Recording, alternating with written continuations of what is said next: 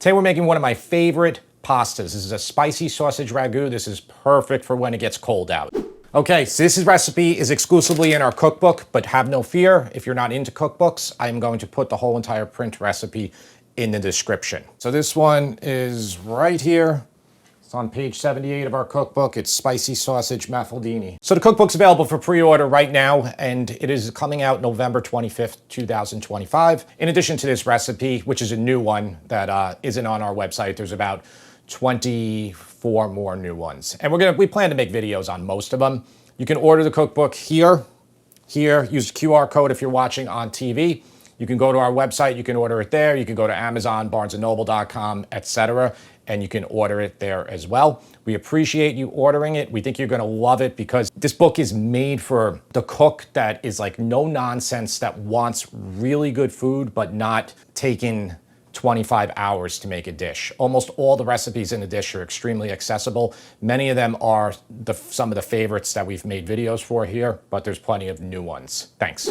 Okay, so the ingredients: 2 28-ounce cans of plum tomatoes. These are whole tomatoes. You know, it doesn't matter what brand you use, just use good brands, like high quality brands. This Calabrian chili paste, it's just like an extra if you want to add it, and that's going to depend on how spicy the sausage you have is. We need 1.5 pounds of bulk hot Italian sausage. If you can't find bulk in the store, just get the links and then take the sausage out of the casings. We have 1 medium to large onion that's finely diced, 2 celery ribs that are finely diced, 2 large carrots that are finely diced. Recipe says pancetta, but you can use any fat here. You can use olive oil if you like. You can use guanciale, which is what I have. And the only reason I have that instead of pancetta is because when I went to the store yesterday to get the ingredients, pancetta was only at the deli counter, and I didn't feel like waiting online. If you do go to the deli counter, if your deli counter has it, always buy it in a big chunk. I would portion it into 1/4 pound to maybe like 1/3 of a pound increments. This says 6 ounces for this,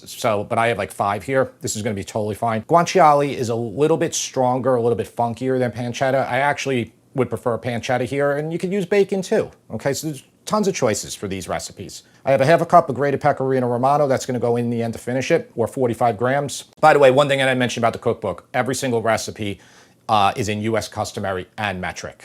Many of you here have asked about that, so have no fear, it's all in metric too. 1 cup of dry red wine. It's about 2 ounces of tomato paste, or 56 grams. And then the pasta.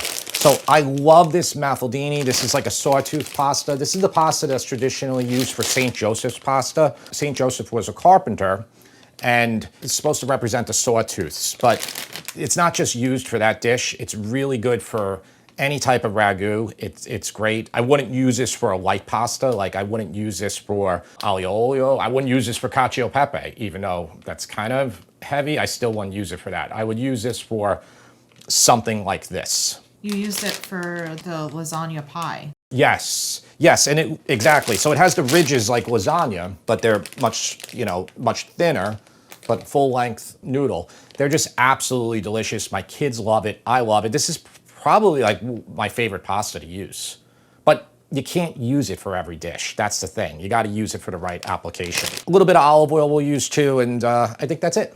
Use a Dutch oven, or this is like a brazier that's 5 quarts. This will be able to fit the whole entire ragu. This I'm using because it has more bottom area than even my larger Dutch ovens that have like a narrower bottom. My 8 quarts probably similar, but you know, the other advantage here is you can see inside this pot, which is important. Okay, I'm heating it up to about medium heat, maybe a touch lower. Just a touch of olive oil, and you could put in your guanciale or pancetta right away. I'm gonna move it all around and just let this heat come up. This is an enamel thing, so you can just throw in your stuff right away and you're not gonna really get sticking with something like this.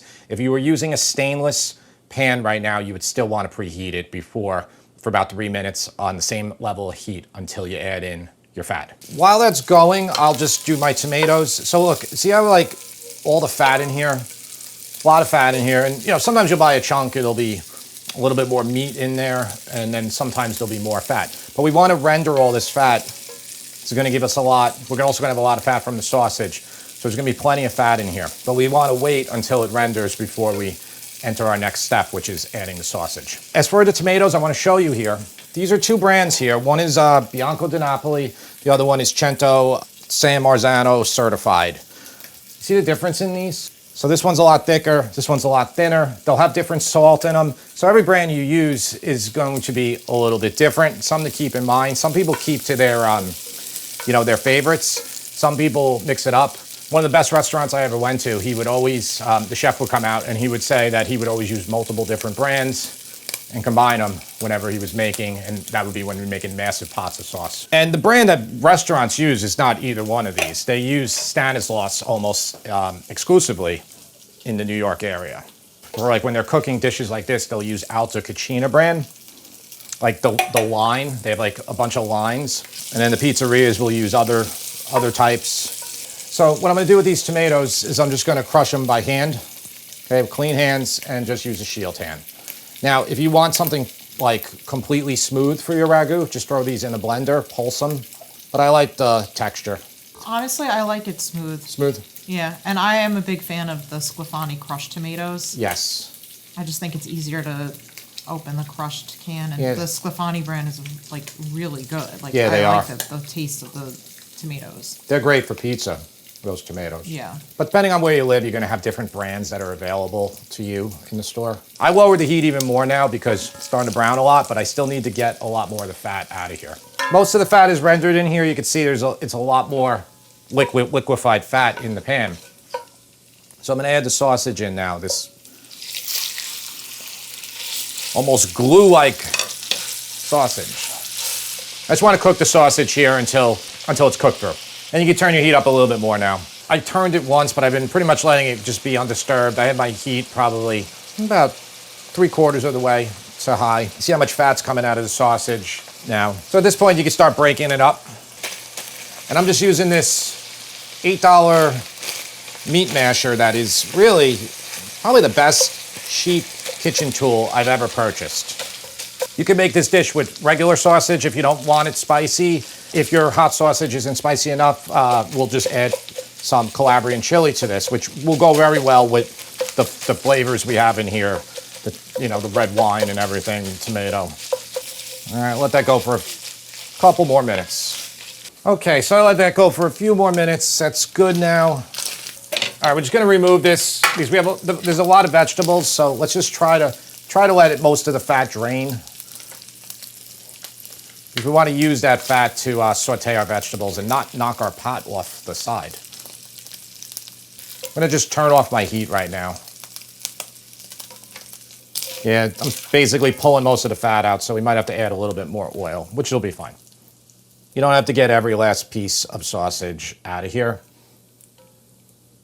And just throw the carrots in, the onion, and the celery. Pinch of salt.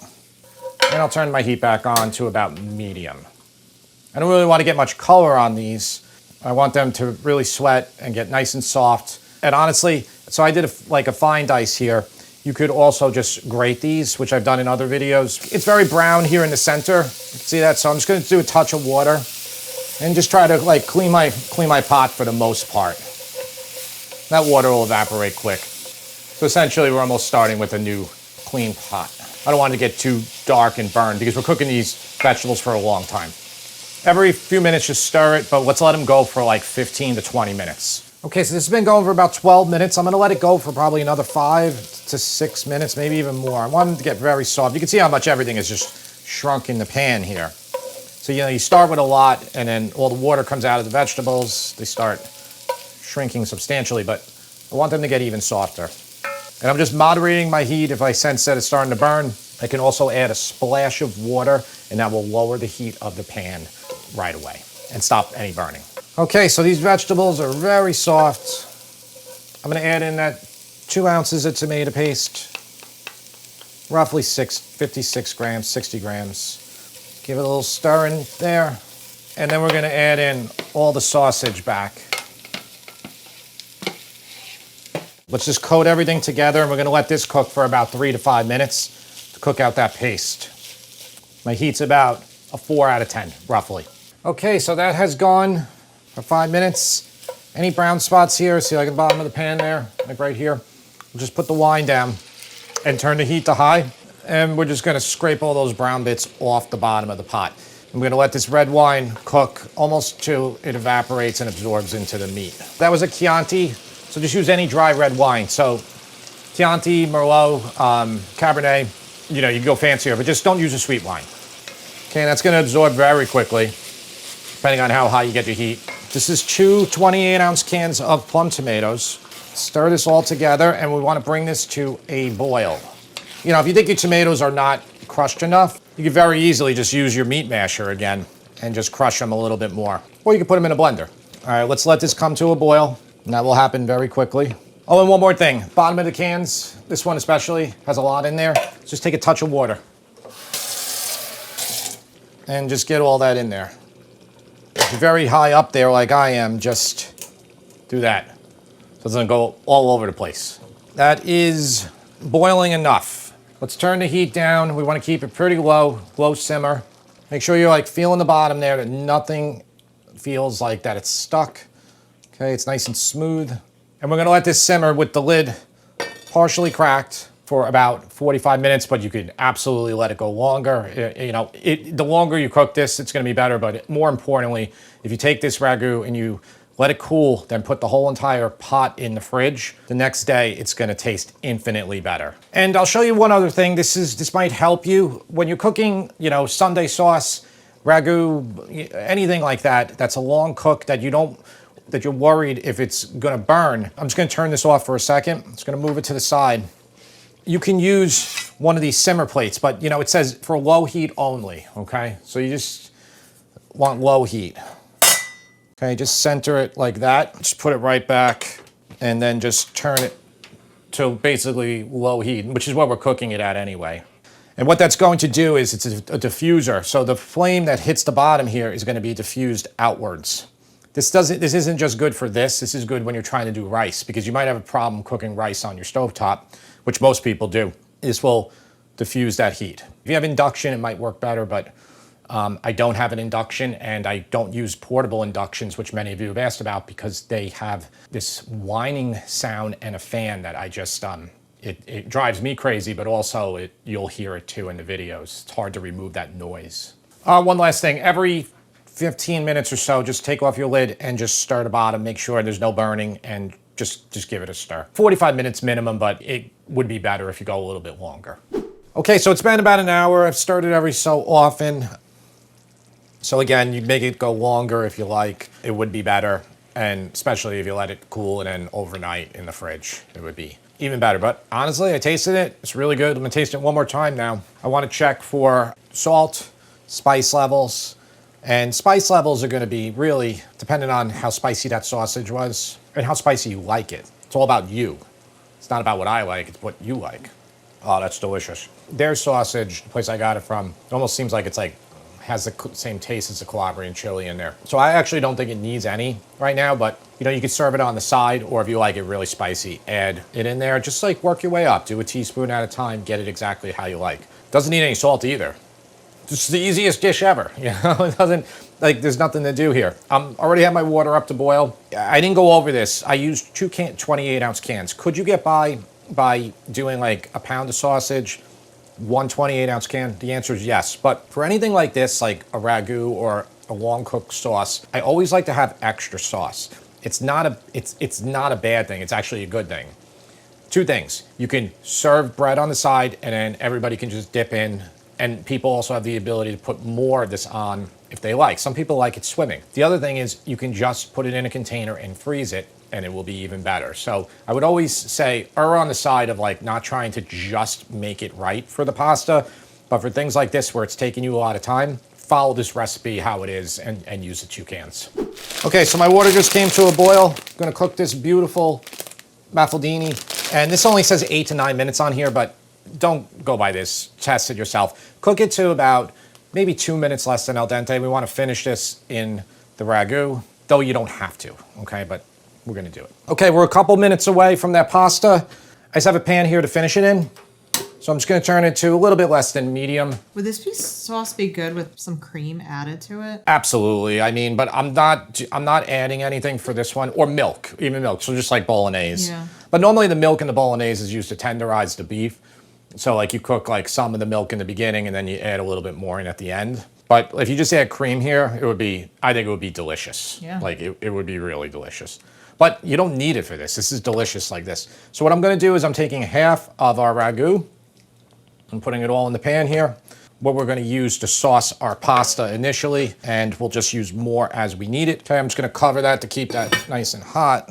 And I'm gonna lower that even more while I'm waiting for the pasta. I don't need it to be blasting. All right, so I've just been moving my pasta around, save some of the pasta water. This one is harder to pull out of, right out of there with a spider or something, so I'm going to put it in a colander. So what I did was I reserved 2 cups of the pasta water. We probably won't need really any of it. Here is the mafaldine. Now this pasta is not done yet. I had Tara set it for about 2 minutes less than the bag said, but it might need even longer. Okay, and I'm just gonna start getting that all mixed together. And we're just gonna let it cook until it gets a perfect al dente. All right, I can tell already we're gonna need a little bit more. Okay, and then just a touch of the pasta water, just doing a ladle. Depending on how thick the ragu is, how long you cooked it, you might need more or less pasta water. You can break off a piece if you want to try it so you don't have to like take a huge piece each time. That needs another minute or 2. I just think it's such a beautiful looking pasta shape. And it's like getting a little dry here as I'm waiting for it to finish, so I'm just gonna add a little bit more. A little bit more pasta water, that's a ladle. Okay, I'm gonna turn that off. I'm gonna remove it from the heat. I'm gonna mix in that half a cup of grated pecorino. Now you can use Parmesan cheese if you want to. And the little knob of butter at the end here isn't gonna hurt, but we don't need it. And a lot of this pasta, like it kind of broke apart, like the edge came off, but it doesn't matter, it still looks awesome. Okay, so like right where it's at now, it's absolutely perfect. Taste it again one last time and just season it if you need to. But what'll happen is if you're waiting like even a little bit for your family, it might just dry up. So you can just use another ladle of pasta water, and we have plenty more of the ragu too. Tara's a taste tester. She's been watching me make it the whole time, and you've had this before, I think, right? Or something similar? Yeah, definitely. All right, so would you like cheese on it? Sure. Okay, yeah. what do you, I used pecorino to finish it. That's fine. You want more? Okay. Sure. So I have Parmesan here too, I if always you want. prefer Parmigiano Reggiano. Do you want Parmesan no, Reggiano? it's fine. If you use Okay. Pecorino in it, then we'll stick with that. Pecorino goes with the Calabrian flavor. And by the way, I buy containers because it's a lot easier, and if you go to a place that's good, they grate it daily. It doesn't matter. Okay, it's another myth of Reddit. You gotta have a fresh block. It's ridiculous. Oh, okay? the fresh block is good to have too. It doesn't matter. Every restaurant that's making food for you, including the ones that have a couple Michelin stars on them, they are not grading that cheese to order. They have huge amounts of it graded. I think it depends on where you're getting, what store you're buying the cheese from. If it's like an Italian grocery store, they probably grated it that morning. Obviously, you don't want to get something that's like off the shelf. No, if you're getting grated Parmigiano Reggiano cheese, you've got good cheese. If you're buying like domestic Parmesan or some other stuff, then it's, or you know, that dreaded green can, don't buy that. Yeah, okay? don't buy that. Don't buy that. Oh, wow. This is actually like way better than I was expecting. You can find a lot of mafaldine. If you can't find it locally, Amazon has a bunch of different brands. This was the Anna brand. I'm less happy with this one than I have been with some other brands. A lot of it broke into strings here, even when it was still not even close to cooked. So there's nothing wrong with that. It still looks very appetizing, I think. But ideally, everything will stay like a piece like that. Like I said, it was better than I was expecting it to be. I have water here and I haven't needed to take a sip of it yet. I'm taking a sip just to like cleanse. So you would like it spicier? Yeah, but I did not need to drink anything to like Yeah. cut any heat. To me, this like really isn't a spicy dish, although I can tell that you used spicy sausage to make it. It's like good for people who maybe want just like the slightest bit of heat. Like I feel like a Fra Diavolo sauce or an arrabbiata sauce would be way spicier. If you buy the book, you'll see it says the same thing there. Use the Calabrian kind of at the end to taste. It's not a component inside this dish. And a lot of this is going to be a factor of which brand of hot sausage you're buying. Mm-hmm. Yeah, but it's really good. Like I just want to keep eating it. Thank you. Anything else you want to say about it, or do you want to get out? I know that this shape of pasta, a lot of you ask where to buy it. It is hard to find. So if you can't find the mafaldine, then just use like a pappardelle or something else, right? You definitely use pappardelle, which is fine. I will say this is like kind of a fun shape to eat. I love it. It like hits different. I absolutely love it. So what did it get? 0 to 10? I'm gonna give it a 9. A 9. Yeah. All right. Yeah, I will really take good. it. Thank you for watching. We will see you next time.